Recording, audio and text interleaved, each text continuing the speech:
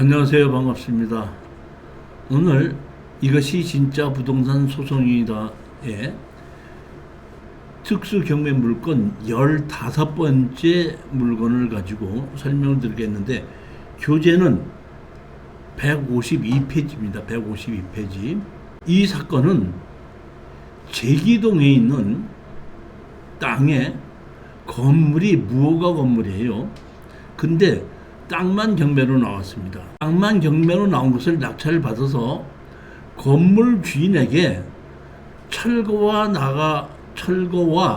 지료를 달라고 소송을 제기했더니, 여기에 건물 주인이 법정 지상권이 있다는 것을 주장을 했는데, 판사님께서 지료 감정을 하라 해갖고 지료 감정을 했더니, 이 제기동의 땅값이 비싸다 보니까 연 1,600만 원이라는 1,060만 원이라는 지료 감정이 나온 겁니다.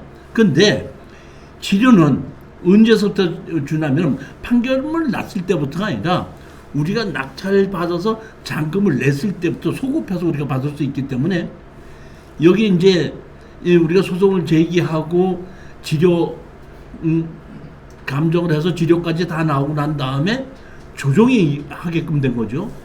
조정이 갔더니 이 건물 주인이 자기는 돈이 없으니까 법정 상권이 있는 이 건물을 현재 나가려고 해도 나갈 수가 없고, 돈을 이만큼 주고 여기서 거주할 수 있는 능력이 없다.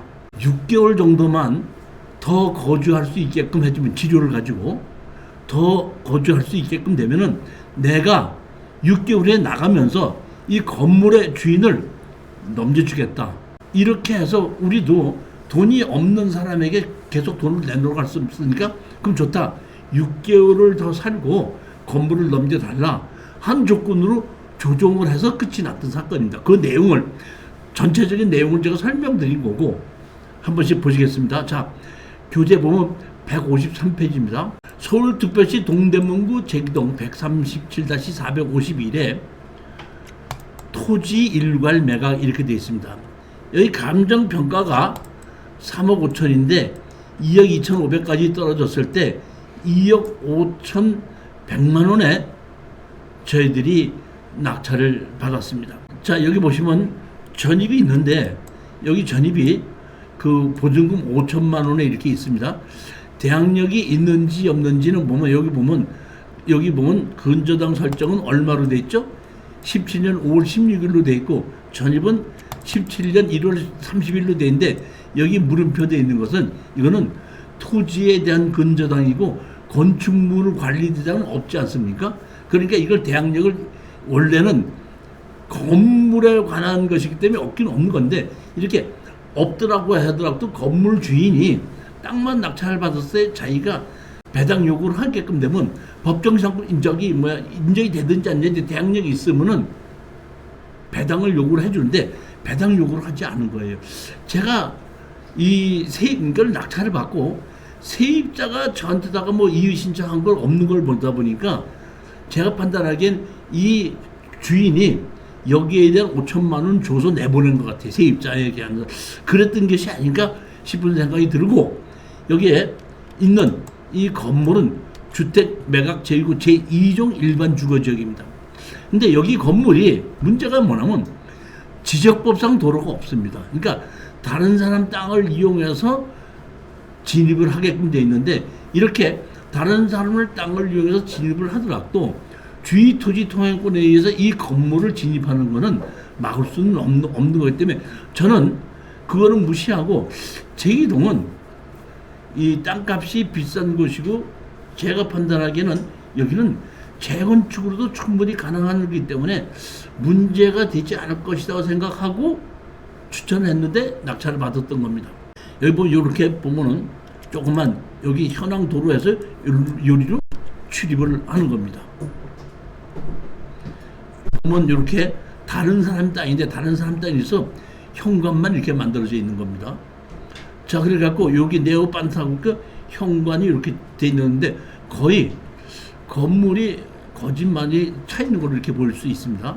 자, 낙찰을 받고 제일 먼저 우리가 두 개입니다. 어차피 우리는 이거를 가지고 여기에 살고 있는 사람하고 협상을 해서 여기에 있는 살고 있는 사람에게 땅을 다시 팔고 나오든지 아니면 건물을 우리가 매입을 하는 것인지 둘 중에 하나인데, 제가 맨 처음에 이렇게 특수경매를 할 때는 한 10여 년 전에는 소장을 내기 전에 먼저 거기에 주인하고 만나서 협상을 하려고 했는데, 여기에 살고 계신 분들이 법률적인 걸 너무 몰라서 처음부터 협상을 하려고 해서 협상을 하질 않아요. 대부분 사람들이 뭐라고 얘기하냐면, 너는 땅 샀잖아. 건물은 내 거야.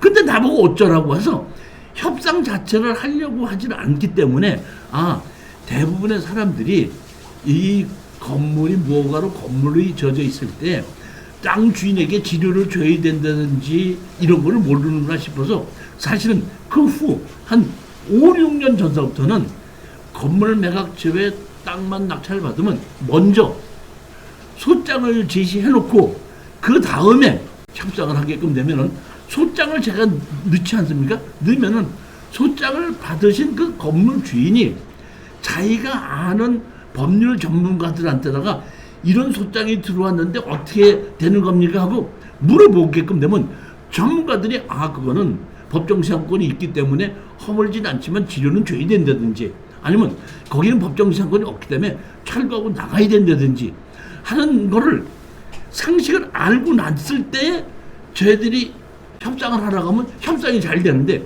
소장을 내기 전에는 협상이 안 되더라고요. 그러니까 이거는 무조건 소장부터 내놓은 겁니다. 청구 취지, 토지 인도 청구에서 철거하고 나가고, 그 다음에 우리는 년 1460만의 감정가 가지고 460만의 돈을 일단은 지급을 하라 하고 소장을 냈더니, 판사님이 뭐라 그러면, 지료를 받으려면은 지료 감정 신청을 해라 이렇게 하게끔 됩니다. 그러면 제가 지료 감정하는 비용을 얼마 내라고 법원에서 나오면은 그 돈을 법원에다가 내게끔 되면은, 그때 그 돈 갖고 법원에서 지료 감정을 하고, 지료 감정이 나온 걸 가지고 지료를 매깁니다. 어떤 분들은 저한테다가 판사님이 그냥 지료를 감정을 매기지 않냐 생각하는데, 그렇지 않습니다.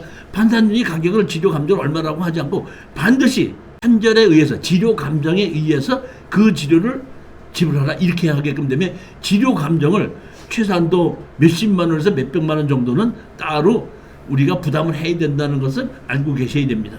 자, 이렇게 해서 지료 감정 신청을 했더니, 지료 감정이 보면 지료사가 얼마가 나왔죠? 여기 보면 1,060만 6천 원이 나왔죠. 이거 나온 걸 가지고 우리는 다시 법무사한테다 부탁을 해서, 우리는 감정 가격 갖고 얘기했지만 감정 가격에는 정확하게 지료가 나왔으니까 지료에 의해서 이렇게 청구 취지 변경을 해달라 해갖고 다시 청구 취지를 지료 감정에 의해서 다시 청구하게끔 됩니다. 자, 이렇게 했더니 대부분이 법원에서 판사님은 건물 매각제와 토지 매각은 건물과 땅 주인이 달라서 생겼기 때문에 대부분 조정을 하게끔 됩니다. 근데 이렇게 해서 지료까지 판결이 나고 난 다음에 조정을 했습니다. 근데 사실 중간에 이제 건물 주인이 언제부터 어떻게 했었고 뭐 이렇게 해서 법정상권이 있다 이런 거를 주장을 했었는데, 제가 판단하기에는 법정상권이 있느냐 없느냐가 크게 중요하지는 않다고 봤습니다. 저는 그렇기 때문에 거기에 대한 반박을 하지 않고, 거기에 대해서 법정상권이 있으면 있는 대로 우리는 뭐 어떻게 좋겠다 이렇게 답변을 했더니 그냥 바로 조정으로 들어간 겁니다. 조정에 갔더니 여기서 이 건물 주인이 나와서 하는 얘기가, 어떻게 사업을 하다 보니까 어려워졌습니다. 어려워졌는데 제가 지료가 1,000만 원이 나와서도 지료를 1,000만 원을 낼 수 있는 여력이 없습니다. 그러면 한 낙찰 받아서 잔금해서 지료 판결까지 거의 한 10개월 1년 걸렸거든요. 그러면 우선 이 사람이 1년 동안 밀린 거에 대한 1,000만 원을 줘야 되고, 그걸 월로 계산하자면 한 달에 한 80만 원에서 85만 원 정도를 월세를 저희들한테 줘야지 되는 거거든요. 그러다 보니까 거기서 하는 얘기가 뭐냐면 그럴 능력이 없고 집세를 지금 나가려고 해서 나갈 수도 없다.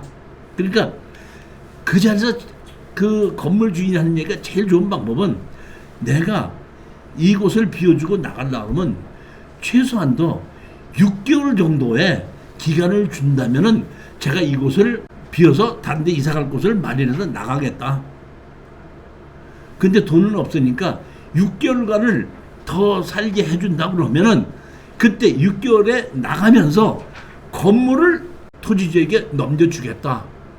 이렇게 얘기했을 때 우리 낙찰받은 수강생이나 저거 이렇게 생각해 봤을 때에 돈이 없으신 분을 억지로 내놓으라고 할 필요도 없고 그 다음에 그 건물 주인으로서 제일 좋은 것은 우리 땅을 매도하는 것이 좋은데 이거는 건물 주인이 경제적 능력이 없다 보니까 건물을 우리한테 주겠다고 했으니까 그럼 저는 우리한테 그것이 참 좋지 않냐 그럼 그대로 합시다 해갖고 이렇게 조정상으로 해서 건물에 대한 일체물을 포기한다. 언제까지? 2022년 9월 30일까지 했는데 만약에 2022년 9월 30일까지 만약에 하지 않을 때에는 한 달에 100만 원에 대한 비율로 지급을 한다. 이렇게 이제 조정상이 했는데 사실은 6개월이 지나기 전에 한 4개월쯤 지났는데 다시 연락이 왔더라고요. 뭐라고 연락이 왔냐면은 사실 6개월 안에 나가려고 준비를 했는데 도저히 내가 경제력이 허락이 안 돼서 아직까지 나갈 준비를 못했다. 한 6개월 정도만 더 기간을 주면 그때는 꼭 나가도록 하겠다. 했을 때 그때 이제 우리 낙찰받은 수강생이 저한테 그렇게 얘기를 해. 그러면 어쩔 수 없지. 돈이 없다는 사람인데 그렇게 한번 조금 더 기다리고 다음번에는 1년 이상은 더 안 된다는 걸 약속을 단단히 받고 해라. 했더니 이제 그러니까 이 100만 원을 받지 않고 6개월을 더 살게끔 해준 거죠. 더 살게끔 했더니 아니 게 아니라 6개월쯤 다 됐을 때는 나가게끔 됐는데 나가게끔 됐을 때에 그 건물 무허가 건물도 누구가 주인이었는데 누구에게 매도한다 하고 계약서를 쓰는 겁니다. 계약서를 쓰게끔 되면 우리가 그 계약서를 가지고 우리가 부동산 실거래를 하게끔 신고하게끔 돼 있지 않습니까? 그러면 구청에 가서 부동산 실거래과 가서 우리가 우리 땅에 있는 건물을 우리가 이렇게 해서 매입을 했습니다 하고 신청을 하게끔 되면 등기부 등본을 만들어주는 것이 아니라 그 토지에 관한 재산세, 취득세를 먼저 내라고 얘기를 하거든요. 취득세를 내게끔 되면 등기부 등본이나 건축물 관리자는 없지만은 내가 그 건물을 취득했기 때문에 법률적으로 세법에 의해서 주인이 되는 거고 그 다음에 그렇게 해서 취득하게끔 되면 매년 건물에 대한 재산세가 나오게끔 됩니다. 자, 여기 보시게끔 되면 172페이지입니다. 172페이지를 보면 부동산 거래 신고 등에 관한 법률 해갖고 무허가 건물의 매매 등을 위한 법규, 부동산 거래 등에 관한 법률 정의. 부동산이란 토지 또는 건축물을 말한다. 부동산 거래 신고. 그러니까 어떤 부동산이라도 땅이나 건물을 매매할 때는 그때는 거래하는 것을 신고를 해야 된다 이렇게 돼 있고 이때에 무허가 건물도 포함한다 돼 있으니까 우리가 등기부 등본이 건물에 우리 건물을 보면은 건축물 관리장이 있고 등기부 등본이 있죠. 제일 먼저 건물을 짓게끔 되면 건축물 관리장을 만들어주고 건축물 관리장을 만들어 나면 등기부 등본을 만들어주는데 건축물 관리대장은 왜 만들어져 있죠? 건물 주인이 누구라는 것이 아니라 건축법에서 어떤 땅에 건물을 지을 때 자기 마음대로 짓지 못하게끔 해서 건축 허가를 받은 걸 대로 사용하고 있나 사용하고 있지 않고 자기 마음대로 변형을 했는가를 관리하기 위해서 다시 말하면 다른 목적이나 크기를 변경하지 못하게끔 하기 위해서 건축물 관리장을 만드니까 건축물 관리대장으로 건물 주인을 보호하는 것이 아니라 건물 주인이 자기 마음대로 변경시키지 못하게끔 하기 위한 것이 건축물 관리장입니다. 그렇기 때문에 건축물 관리장은 건물 주인을 규제를 하는 거거든요. 그러니까 대부분 건물을 짓고도 건축물 관리장을 안 만들려고 할 수도 있는데 건축물 관리장을 안 만들면 등기 이전을 안 해주는 겁니다. 자, 등기는 뭐에다 필요한 거죠? 내가 주인이니까 내가 팔기 위해서는 등기 이전을 해줘야 되는데 건축물 관리대장을 만들지 않으면 등기 이전을 안 해주는 겁니다. 그러니까 등기 이전을 하는 것이 등기부 등본이 필요하고 등기에 대해서는 뭘 하게끔 되냐면 그 사람이 주인이다 이런 뜻입니다. 근데 등기부 등본이 없어도 우리가 내가 그 부동산을 취득을 했어요. 취득세를 내고 그 다음에 재산세를 냈다 그러면 등기법에 의한 주인이 아니라 세법에 의한 주인이 되기 때문에 언제든지 무허가 건물도 매도를 할 수 있다는 얘기입니다. 그럼 교수님 그 무허가 건물에 뭘 정축하든지 좀 달아내든지 하더라도 뭐 제재를 안 받겠네요. 제재가 있어야 되는 거예요. 무허가 건물에 대한 제재를 받을 수가 있는 것이지 그 무허가 건물을 자기 마음대로 용도를 변경했다든지 증축을 했다 그래도 근거가 없기 때문에 와서 공무원이 제재를 할 수는 없죠. 다만 여기서 아셔야 될 것은 무허가 건물을 지었을 때 건축법에서 무허가 건물에 대한 것이 제재를 할 수가 있는데 그거는 두 가지가 있죠. 보면은 뭐가 있냐면 건축법에 벌칙이 있어서 건축법에서 무허가 건물을 짓게 때는 3년 이하의 징역이나 5억 원 이하의 벌금을 처한다 이렇게 돼 있죠. 근데 여기 보면 벌칙 5천만 원 이하의 벌금에 처한다 이렇게 돼 있는데 뭐냐면 형사소송법에는 5년 미만이나 징역 근고 장기 10년 이하의 자격정지에 해당하는 범죄는 5년이 공소시효거든요. 그러다 보니까 무허가 건물을 지었다고 하더라도 형사소송법에 의해서 5년이 지나게끔 되면은 규제를 할 수가 없다. 뭐 때문에? 공소시효가 지났기 때문에. 그러면 무허가 건물은 무조건 형사소송법으로만 제재할 수 있냐면 그렇진 않습니다. 그렇지 않고 뭐냐면 행정기본법이라는 게 있어.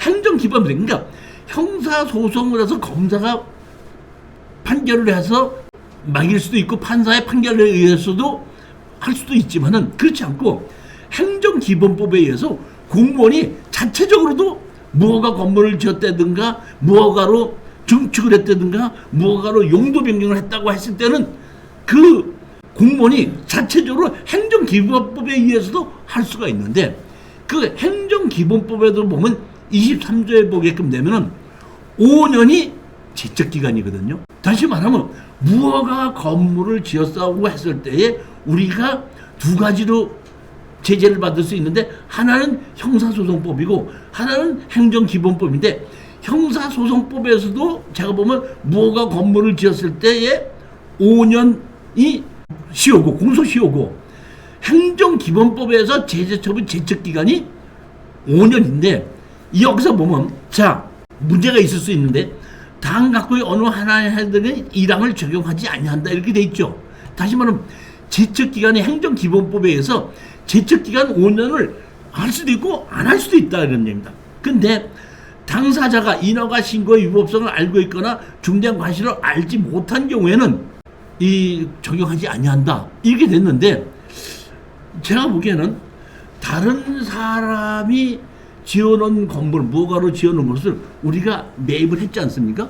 그러니까 제가 보기에는 나는 사실 이렇게 땅하고 건물이 이렇게 같이 있었기 때문에 난 땅을 사서 그냥 건물은 땅의 부합물로 부속물로 그냥 들어오는 걸로 하고 그냥 한다 그랬었지 나는 몰랐다 이렇게 주장할 수도 있고 공무원이 이거를 가지고 제재할 수도 있는데 우리가 제일 유리할 수 있는 것은 제척기간에 의해서 이거는 안 된다고 했을 때는 맨 처음에 건물을 무허가로 진 사람에게는 해고 했어야 되는데 그걸 안 했다 이런 얘기입니다.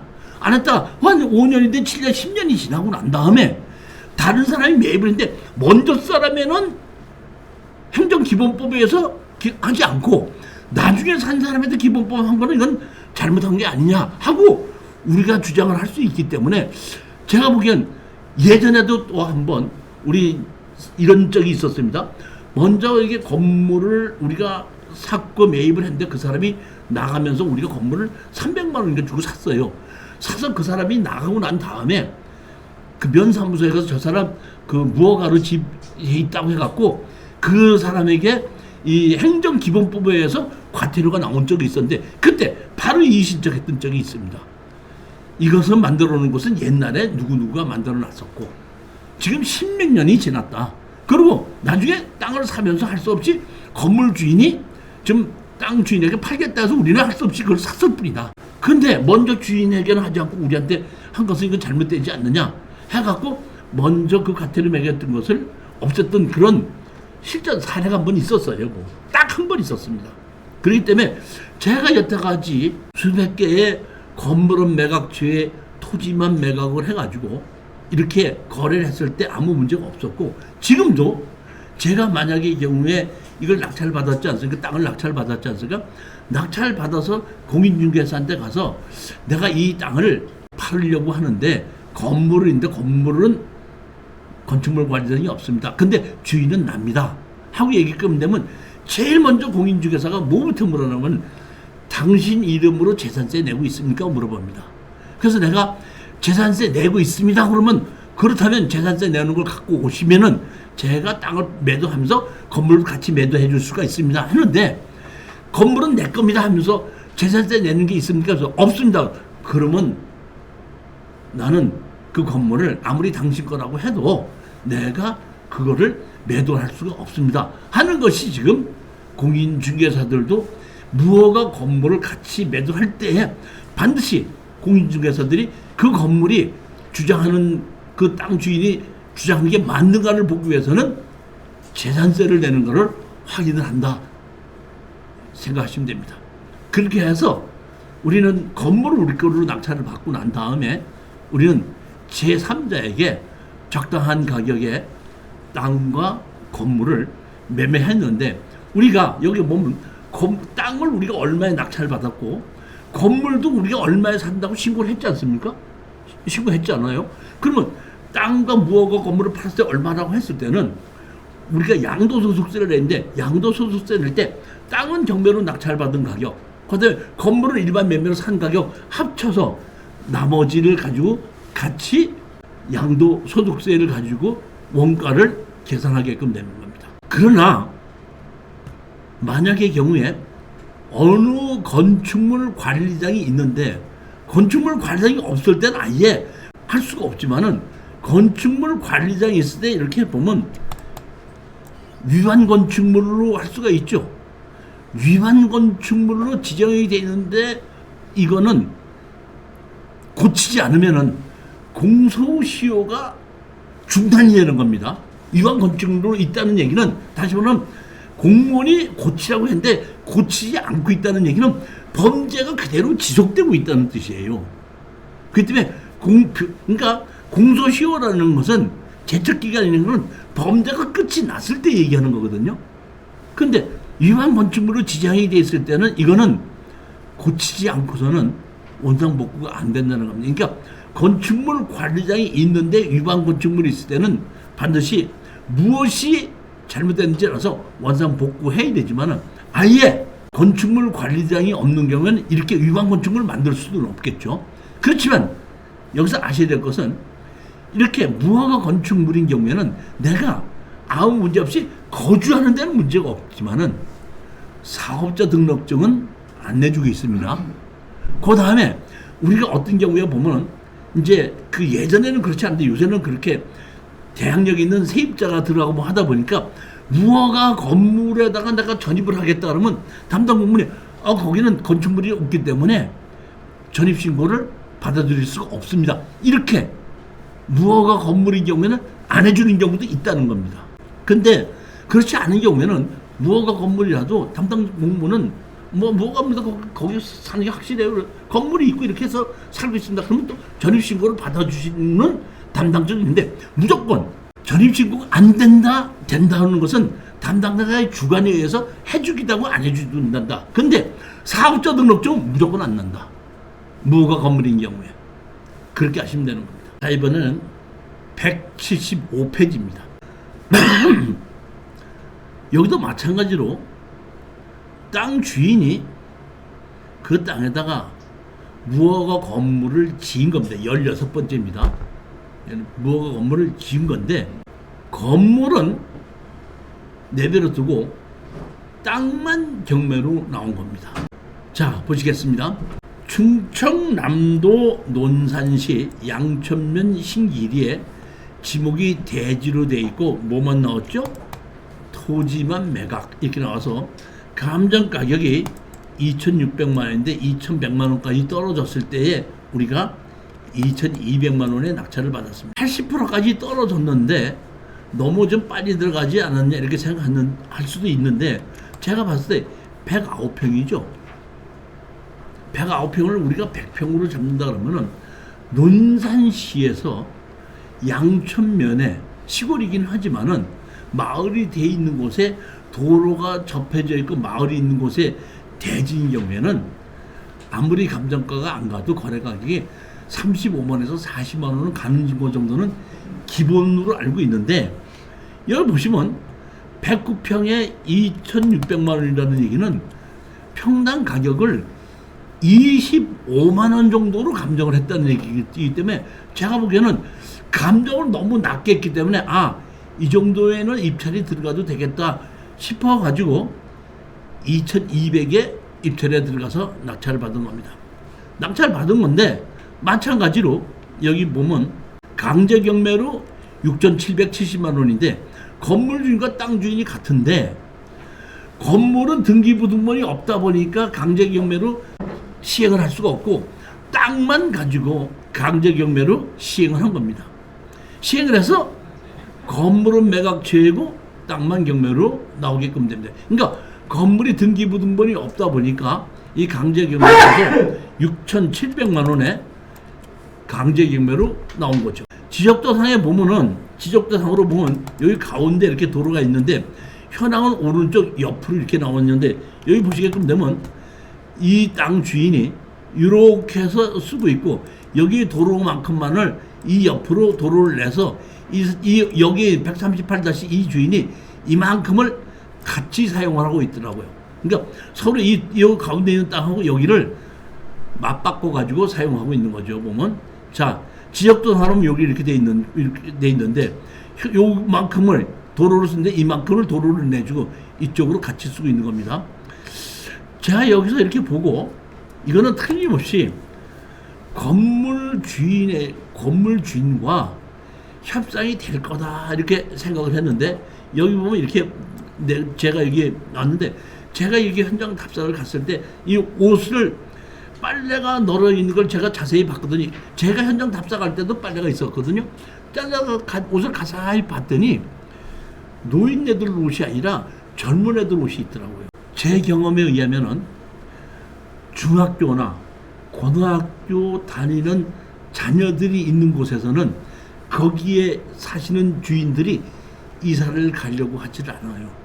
그러니까 웬만하면 협상을 합니다. 근데 만약에 자녀가 없이 노인네들만 있을 때는 나 싫다. 돈 뭐 그거 주고 나는 안 산다. 그냥 이사를 가겠다. 이렇게 하는데 대부분 제 경험에 의하면 초등학교나 중학교, 고등학교에 다니는 자녀들이 있을 때는 집을 옮기려고 하지 않아서 거의 다 협상을 하더라고. 제가 봤을 때는 이걸 협상이 되겠구나 싶은 생각에 입찰에 들어갔고 제일 먼저 아까도 말씀드렸지만은 낙찰을 받으면 협상부터 먼저 하는 것이 아니라 소장을 내놓고 협상을 하는 겁니다. 그래서 낙찰을 받자고 잔금을 내자마자 소장을 낸 겁니다. 소장을 어떻게 냈냐면 청구치지 누구누구는 건물을 철거하고 나가고 그 다음에 우리는 여기서 둘인데 피고가 둘입니다. 하나는 건물주인은 철거하고 나가고 또 하나는 옆 사람이 있죠. 옆에 주인.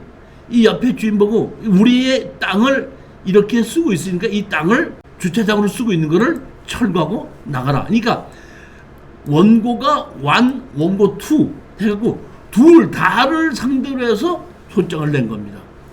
한 사람은 철거하고 나가라. 또 한 사람은 내 땅에 당신이 사용하고 있는 것을 철거하고 우리 땅을 다 내놔라. 이렇게 둘을 다 상대로 해서 소장을 냈습니다. 답변서가 왔습니다. 뭐라고 답변서를 냈냐면은 보면은 자기가 이 땅에 건물을 자기가 직접 지었다 이런 뜻입니다. 무허가로 직접 지었기 때문에 건물과 땅 주인이 같기 때문에 나는 법정상권이 있다. 우리는 이렇게 건물 매각 제외가 있을 때에 법정상권이 있느냐 없느냐는 제가 크게 중요하지 않게 보는 것이 건물 주인에게 내 땅을 팔든지 아니면 건물을 내 걸로 만들어서 제3자한테 파는 것이 우리 목적이거든요. 건물을 철거하는 것이 목적이 아닙니다.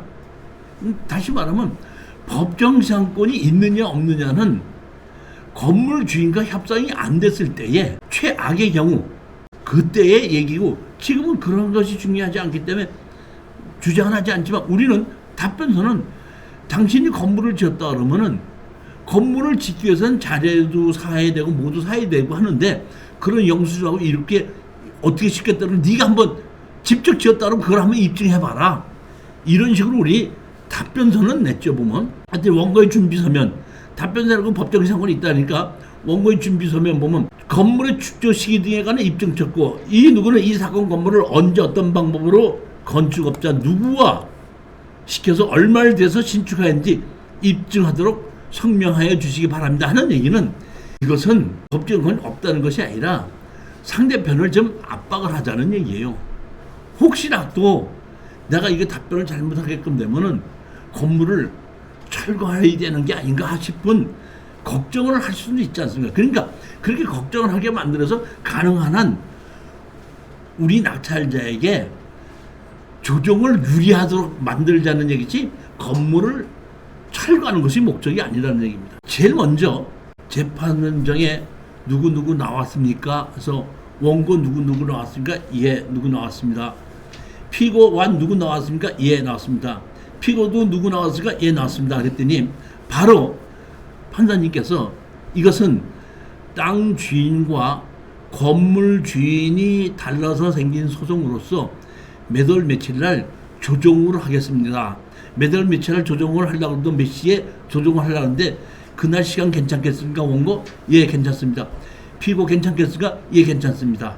그랬더니 그러면 그날 조정을 하겠습니다 하고 더 이상 법정 그게 있냐 없냐는 따지지 않고 조정으로 발언을 하는 것이 대부분 이 건물 재배와 토지만 매각인 경우에 90% 이상이 조정으로 가게끔 됩니다. 그렇게 해서 조정하고 나오는데 피고 2 있죠 한 사람 두 사람인데 한 사람이 있죠.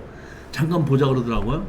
그래서 저한테 왜요 그랬더니 저는 그 앞에 그 앞집 사람인데 우리 토지를 내놓으라고 지금 소장을 냈는데 그냥 나하고 옆에 있는 도로 쓰는 거를 맞바꾸는 거를 좀 어떻게 생각하십니까 하고 저한테 제일 먼저 그 사람이 그거부터 먼저 물어보더라고요.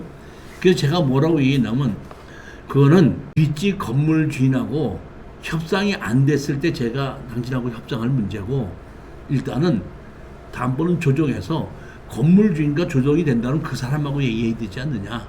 그러니까 이 조정 날짜를 기다린 다음에 그 사람하고 협상이 안 될 때는 내가 당신하고 협상을 하겠지만은 제일 먼저 건물 주인과 먼저 협상을 하려고 하니까 했으면 좋겠습니다. 그랬더니 예, 알겠습니다. 그러면 조정하는 날 기다리겠습니다. 했는데 그때 그 사람이 또 그러고 나니까 바로 쫓아서 나오는 사람이 이제 건물 주인이죠. 건물 주인이 나와갖고 나한테다가 이게 내가 이 건물을 해지기 때문에 땅을 좀 내가 다시 살려고 하니까 땅을 다시 팔 수 있겠습니까? 하고 저한테 물어보더라고요. 그러니까 건물 주인은 다시 땅을 사야 되겠다고 생각을 했는데 자 보십시오. 건물 주인이 지금 강제경매로 얼마죠? 6,700만 원이죠. 그러면 우리가 지금 낙찰받은 게 얼마죠? 땅이 2,200만 원이죠. 그러니까 우리가 4천만 원에 3,500만 원에 그 매매대로 한다고 하더라도 이 땅 주인은 건물 주인은 6,700만 원을 털어버리는 거죠. 3천 얼마에 털어버리는 거 아니에요. 그리고 그 땅을 자기 천안 두고 다른 사람 위로 다시 삽뿌리게끔 되면 아무 문제가 없잖아요. 그러길래 저는 뭐라고 얘기했냐면은 처음부터 저는 건물 주인이 협상을 할 거라고 생각했어요. 이건 왜? 빚을 떨어버리고 취하시키지 않고 빚을 떨어버리고 내 땅을 다시 사는 것이 맞겠다 생각하기 때문에 제가 그 사람이 그렇게 얘기를 하다 보니 하니까 저로서는 반갑죠. 내 계획대로 돼가는구나 싶은 생각하니까 저는 이렇게 얘기를 했죠. 당연히 제가 땅을 다시 판다고 하면은 건물 주인한테 다 파는 게 맞죠. 그러면 이 동네 땅 가격을 알아보고 땅 가격대로 저는 건물을 사시겠다, 건물 주인이 땅을 사시겠다 그러면 내가 매도를 하겠습니다. 근데 제가 보니까 여기 땅이 평당 한 40만 원 정도는 가는 것 같던데요. 하고 이제 얘기를 했더니 그 사람이 깜짝 놀라면서 무슨 얘기가 40만 원인가? 여기 40만 원 안 갑니다. 30만 원에서 35만 원 갑니다. 자기 이름으로 그렇게 얘기하는 거예요. 그렇다면 우리는 자기 이름으로 그렇게 얘기했으니까 우리는 평당 25만 원 주고 산 거를 자기가 30만 원에서 35만 원 주고 한다면 30만 원을 간다면 3천 한 몇백만 원 되고 35만 원 간다면 4천 몇백만 원 되는 거 아니에요. 그러면 그렇게 얘기했으니까 그래요? 저는 40만 원 넘어가는 걸로 알고 더 가는 데는 60만 원도 가는 걸로 알고 있는데 이렇게 저는 얘기했더니 절대로 아닙니다. 예, 알았습니다. 하여튼 그러면 우리 조정 날짜가 언제가 있으니까 그때까지 가격을 적당히 알아보고 그 가격에 의해서 적당한 가격에 의해서 매도를 하겠습니다. 그랬더니 그렇게 좀 해주시기 바랍니다. 이렇게 했는데 우리 낙찰 받으신 이 수강생 분이 조누구라 하시는 분인데 이제 처음부터 현장 답사를 갔을 때부터 소장을 내고 제일 처음 소송할 때까지는 저하고 이제 같이 가고 다 조정 날짜가 정해지고 하다 보니까 이제 저한테 조금 미안했던지 교수님 조정 날짜는 내가 알아서 조정할 테니까 안 나오실 때 제가 혼자 갈게요. 그런데 이분의 딸이 변호사예요. 그러니까 그 딸이 그러더래요. 그 엄마 조정 날짜고 뭐 하는데 내가 대신 나가줄까? 그러니까 냅둬라. 내가 알아서 하마. 그럼 알아서 하세요. 이렇게 해가지고 이제 조정을 한 겁니다. 보면 조정했죠. 조정해갖고 일마를 얼마에게 매도를 하게끔 한다. 그래갖고 이 건물 피고에게 청구를 포기한다. 해갖고 얼마에 매도를 하겠는데 제가 보기엔 상당히 조금 낮게 매도를 했더라고요. 그랬더니 저한테 하는 얘기가 교수님이 특수 경매를 이렇게 해서 추천을 했는데 제가 가서 봤더니 크게 돈도 없는 사람이고 내가 거기서 돈을 뭐 더 버는 것보다는 이렇게 소장 내는 거, 조정하는 거, 재판에 가는 거 이제 특수 경매를 하는 걸로 처음부터 끝까지 다 한번 해봤고 와서 돈이 없다고 너무너무 그 조정하는데 그냥 사정을 해서 제가 조금 받아서 좀 생각한 것보다 많이 좀 가줬습니다. 이렇게 얘기를 하고 이 가격에 매도를 하고 끝난 사건입니다. 제가 오늘 건물 매각주에 토지만 매각을 두 개를 했는데 원칙적으로 가장 좋은 것은 건물 매각주에 땅만 낙찰 받았을 때 건물 주인이 다시 사신다 그러면은 마진이 조금만 남아도 그냥 넘겨주고 나오는 거예요.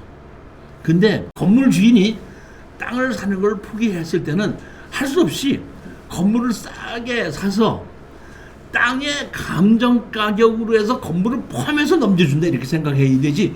내가 저 건물을 몇백만 원 주고 샀기 때문에 내 땅에서 건물을 내가 산 것만큼을 더 얹혀서 팔겠다 생각하시면 안 되는 겁니다. 따라서 여러분들은 항상 특수경매에서 건물은 매각지에 땅만 경매가 나왔을 때도 건물을 내 걸로 만든다고 하더라도 땅 가격은 경매의 감정 가격 이상으로는 팔지 못한다는 것을 생각하시고 거기에 맞춰서 입찰 가격에 들어가야 되고, 건물을 내 걸 만들어서 판다고 할 때도 땅의 감정 가격에다가 건물은 그냥 끼워서 줄 것이지 별도로 돈을 받을 수 있다는 생각은 하지 않는 것이 맞습니다. 지금 지원하는데 2,900만 원입니까? 아니에요. 제일 위에 아니 보면 3천 얼마까지 받은 거예요 보면. 이자 같은데 앞에 아니, 2,900만 원, 2,900만 얼마로 했는지 그거는 그분이 알아서 하는 거기 때문에 우리는 그냥 2,900만 원 하면 이쪽에 그 취득세하고 뭐 이런 거 다 제하면 떨어지는 되겠네. 이 여기에 이 낙찰 받으신 분은 그 말도 했듯이 돈을 벌려고 한 것이 아니라 처음부터 끝까지 다 한번 해본 거예요. 그러니까 자기 소장을 낼 때도 보게끔 되면 자기 딸이 변호사인데 내가 해줄까? 아니, 법무사한테 맡겨. 그래서 법무사한테 그대로 맡겨 법무사님 다 해주고, 그 재판장 나갈 때도 엄마 내가 대신 아니 내가 알아서 나갈게. 나가고 조정도 할 때도 나보고 교수님 계세요. 제가 알아가서 하겠습니다.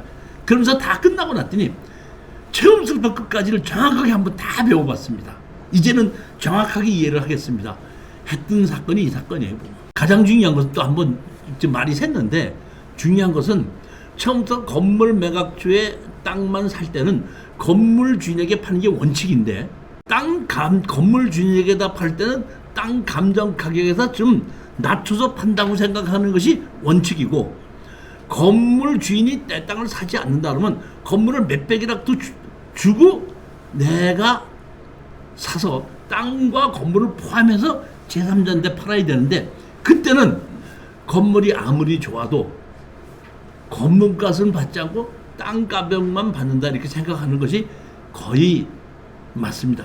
물론 우리 이제 손 사장님도 중개사니까 많이 아시겠지만은 시골에 가서 땅을 사고 건물을 살 만한 건물이 있을 때는 땅값을 얼마나 적당한 가격에 쳐서 사기도 하는데, 그렇지 않고 시내 중심가에 있는 땅 가격이 워낙에 비싸고 있는 그런 곳에서는 내가 땅을 팔아달라고 중개사한테 얘기하면은 중개사님이 거기 땅이 거기 1종 일반 주거지 2종 일반 주거지이네요. 땅이 몇 평이에요? 64평인데 64평이 평당 500만 원씩 치금 되면 64평이죠. 얼마나 팔았습니다. 건물 새거로 잘 지어져 있는데 이렇게 얘기를 해도 그런 곳에는 건물 가격은 안 쳐서 거래가 됩니다 하는 것이 대부분입니다. 그렇지만 아주 시골에서 땅 가격이 낮은 곳에 건물이 있을 때는 건물 가격을 일부 치기는 합니다. 특히 제가 가서 봤던 건물 가격을 치는 곳이 제주도에서는 그 재료가 전부 다 배를 타고 들어가고 인건비가 비싸서 그런지 건물 가격을 정확하게 많이 쳐주더라고요. 근데 대부분 시내 중심가에서 1종 일반 주거적, 2종 일반 주거적 돼 있는 곳에 집값은 안 쳐주는 것이 거의 맞다고 생각하시고, 그런 것을 입찰에 들어가서 건물을 내 걸로 만든다고 하더라도 건물 가격은 포함은 안 된다. 그러니까 아까 조금 얘기했듯이 제기동권 낙찰 받았던 거 있죠. 제기동권 다른 사람한테 판다고 하더라도 건물은 우리가 서류상으로는 1,몇백만 원에 팔았지만은 그거를 1,몇백만 원을 받고 파는 건 아니에요. 땅만 그냥 파는 겁니다. 그렇게 생각하는 것이 맞다고 보시면 됩니다. 경매에 있어서는 우리가 수익을 올리자고 하는 거기 때문에 사기 전에 얼마에 팔 수 있다는 생각을 가지고 거기에 맞춰서 입찰에 들어가야지, 팔 수 있는 걸 생각하지 않고 감정 가격에 의해서 건물이 감정이 얼마고 땅이 감정이 얼마인데 이걸 몇 프로까지 떨어졌다 이렇게 권리 분석을 하면은 실수가 따릅니다. 내가 경매를 나왔을 때는 정확하게 감정사가 건물에 대한 감정을 하지만은 내가 매도를 할 때는 건물 감정 가격을 치는 곳이냐 건물의 가격을 안 치는 곳이냐는 것을 명확하게 판단하고 거기에 맞춰서 입찰 가격이 들어가야지, 감정평가사가 감정한 것만 갖고 49%까지 떨어져서 55% 주고 사야지. 제일 위험한 것이 시골에 새로 집 짓는 것이 땅이 경매로 나왔을 때입니다. 건물까지 같이 경매로 나왔을 때도 마찬가지입니다. 보게끔 되면 토지 감정 가격 2,300만 원, 건물 가격 7,500만 원 이렇게 나와 있어서 가격이 떨어진 것을 우리가 낙찰을 받았을 때는 제일 먼저 땅의 가격부터 먼저 평가하고 거기에 맞춰서 건물 가격이 얼마 정도로 치는 것이지 경매에서처럼 건물의 감정 가격을 크게 치지는 않는다는 겁니다. 이게 명심하셔야 되는 겁니다. 실수가 거기서 생깁니다. 192페이지입니다. 무변론 무응대. 건물을 철거하고 나가라, 철거하고 나갈 때까지 지료를 달라.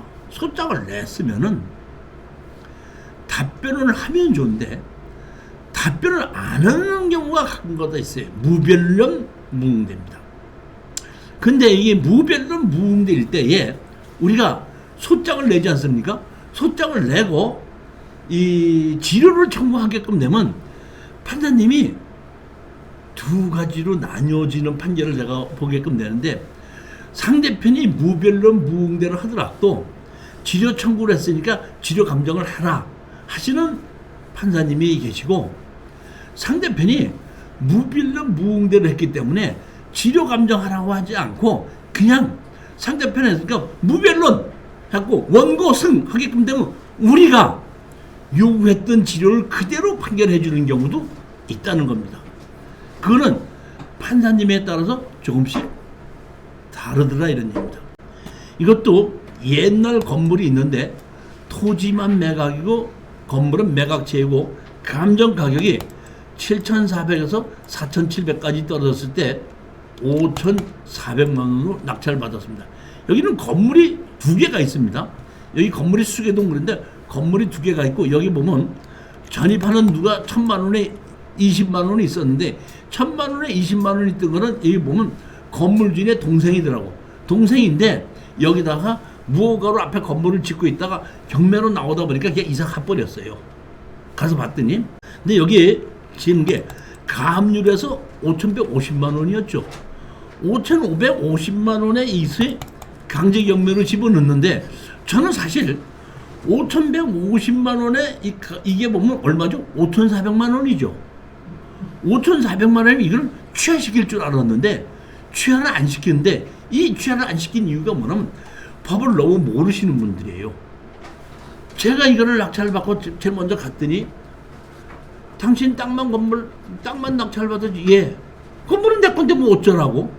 이렇게 얘기했기 때문에 처음부터 이 사람들은 땅만 경매로 나왔기 때문에 건물에 살고 있는 자기는 아무 문제가 없다고 생각을 한 겁니다. 그래서 보면 취하를 시키지 않고 할 수 없이 우리는 잔금을 내게끔 되고 잔금 낸 후에 그 사람을 상대로 건물을 철거하고 나가라. 지료 소송을 냈는데 무변론 무응대로 그냥 판결이 났는데 사실은 그 중간에 제가 소송을 내면서 먼저 만나보러 갔습니다. 제가 보니까 한 80세 되는 노인 혼자서 살고 계시더라고요. 혼자서 살고 계신데 그 분이 하시는 얘기가 제가 이렇게 갔더니 어떻게 왔어요? 그래서 땅을 낙찰받은 사람이다 그랬더니 그 안방에서 옛날 집입니다. 안방에서 어떤 그 노인하고 막걸리 한 병을 놓고 그렇게 마시다가 어떻게 왔어? 그러길래 제가 이것 때문에 왔습니다 그랬더니 제일 먼저 하는 얘기가 자네 땅만 받았지? 예. 근데 뭐 어쩌라고? 건물은 우리 거야? 우리가 낙찰받고 소장을 내고 판결물까지 받았는데도 제가 보기에는 소장을 낸 것도 보지도 않고 제가 보기에는 그 소장을 낸 걸 갖고 아는 사람한테 물어보지도 않은 거예요. 아예. 그러니까 아예 자기 상식만 갖고 니들은 땅만 낙찰받았고 나는 건물주인이다. 근데 니들은 어떻게 할 거냐? 이런 식으로 응대를 한 건데 실질적으로 우리가 건물 매각처에 땅만 낙찰을 받았을 때 제가 갔을 때 한 50% 정도는 당신 땅만 낙찰 받았잖아. 건물은 내 건데 뭐 어쩌라고? 이렇게 하신 분들이 한 50%는 됩니다. 따라서 제가 건물 매각처에 땅만 낙찰 받으면 제일 먼저 소장부터 먼저 내고 가면은 그 소장을 낸 걸 갖고 대부분이 법률 전문가한테 알아보고 난 다음에 이게 이렇게 되니까 협정을 어떻게 하면 되겠습니까? 하고 오는 것이 90% 이상이 되는데 이 사람은 무별난 무응대로 답변하고 누구한테 가서 물어보지도 않고 그냥 한 겁니다. 여기는 무허가 건물로 옛날 건물이 있고 여기는 옛날 건물이 있는 겁니다. 결론만 얘기해 드릴게요. 무별난 무응대로 해갖고 판결문이 났습니다. 판결문이 났는데도 이 사람들이 교섭에 나가지 않기 때문에 할 수 없이 우리는 인도 명령을 할 수가 없어요. 왜? 건물이 내게 아니니까. 명도 소송을 해서 내보내야 되고 그 다음에 이거를 건물을 철거해야 되는 겁니다. 그러니까 철거하기 전에는 먼저 뭘 해야 되죠? 강제 대체 집행을 해야 되는데 하다 보니까 대체 집행까지 신청해서 판결문을 받은 것 같고 대체 집행 신청해서 대체 집행까지 해서 철거하고 나가게끔 만드는 겁니다. 그렇게 해서 대체 집행을 하려고 할 때는 집행관이 한번 같이 가자 그러거든요. 같이 갔습니다. 그래서 몇 월 며칠 날 협상하지 않으면 우리가 대체 집행하러 철거하러 옵니다. 이렇게 얘기를 했는데 그렇게 얘기를 하고 난 다음에 그래도 협상을 하지 않기 때문에 집행관하고 대체 집행하러 갔습니다. 갔더니 이 안방을 뭐냐면 이런 걸 만들어 놨더라고요.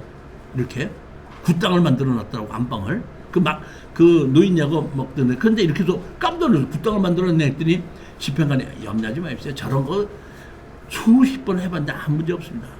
그러고 난 다음에 무슨 문제가 생겼냐면 이 앞에 있는 건물 있죠. 이거는 무허가 건물인데 여기를 또 간 겁니다. 여기를 갔더니 남자들이 3명이 있는 거예요. 그러니까 집행관이 물어보는 거예요. 당신들 여기 어떻게 있습니까? 하고 물어보니까 우리 저 위에 건물을 공사하는 사람인데 건물 공사하러 오는 사이에 여기 임시로 집을 빌려서 쓰고 있습니다. 그래요? 알았습니다. 하고 나오면서 집행관이 왜 처분금지 가처분을 안 하셨습니까? 저 사람들이 여기 있을 때는 우리가 내보낼 수가 없습니다. 처분금지 가처분 할 수 없이 처분금지 가처분을 해서 다 나가게끔 만들어 놓고 다시 강제 집행을 한 겁니다. 강제 집행을 해서 결국은 집행관이 나갔거든요. 집행관이 나가서 다 바깥으로 이제 철거하기 위해서 일단은 안에 있는 집을 다 바깥으로 끄집어내지 않습니까? 집을 바깥으로 다 끄집어내니까 여기 있던 그 노인의 손자일 거예요, 아마. 손자가 저한테 연락이 와서 협상을 하자 이렇게 얘기를 했는데 사실은 제가 처분금지 가처분을 안 했지 않습니까? 그러니까 낙찰받았던 우리 수강생이 교수님이 얘기한 법무사 못 믿겠다. 내가 직접 변호사한테 알아서 처리하겠다 해갖고 사실은 그 처분금지 가처분을 안 해놓는 바람에 그 우리 낙찰받은 수강생하고 저하고 법무사님은 신임을 얻었고 이제 다시 변호사가 직접 나서서 강제 집행을 하게끔 된 겁니다. 근데 할 수 없이 저는 이제 제가 이렇게 처분금지 가처분까지 해야 된다고 했을 때 지금 안 하는데 만약에 경우에 이거를 강제 집행까지 해야 되겠고 또는 대체 집행까지 해야 될 일이 생긴다고 했을 때는 사실은 가처분을 먼저 신청해놓고 하는 것이 맞는데 거의 그런 적이 없이 다 협상을 했었기 때문에 점유유정 금지 가처분을 안 해놨었는데 딱 한 번 이게 실수되다 보니까 그렇게 이제 저하고 법무사하고 둘 다 그 낙찰받은 사람한테 욕을 있는 대로 패대기를 먹었죠. 그래도 할 말이 없는 거야. 결론이 그렇게 됐어요. 그러니까 결론이 중요한 거 아니에요. 그러고 나서 변호사가 직접 나와서 강제 집행을 하는데 저한테다가 그 손자가 연락이 왔더라고. 협상을 하자고. 그래서 내가 이미 내 손에서는 떠났습니다. 직접 협상을 하십시오. 하고 난 다음에 봤더니 그 다른 사람 이름으로 다시 그거를 땅을 사서 가지고 그대로 있는 걸로 지금 그렇게 결론이 났습니다. 그러니까 처음서부터 500만 원 정도의 강제 경매로 나왔던 것이 돈이 없었던 것이 아니라 그냥 그렇게 가져가도 땅만 네가 가져가도 건물은 우리 건데 니들이 어떻게 할 건데 무슨 법이 있는데 어떻게 할 건데 이런 생각에 아예 응대를 안 하려고 했다가 결국에 와서는 우리가 계속해서 쪼이고 하다 보니까 신당도 만들어 놓고 사람들도 갖다가 집어넣어 놓고 이런 일이 벌어져서 10분만 쉬었다 하도록 하겠습니다.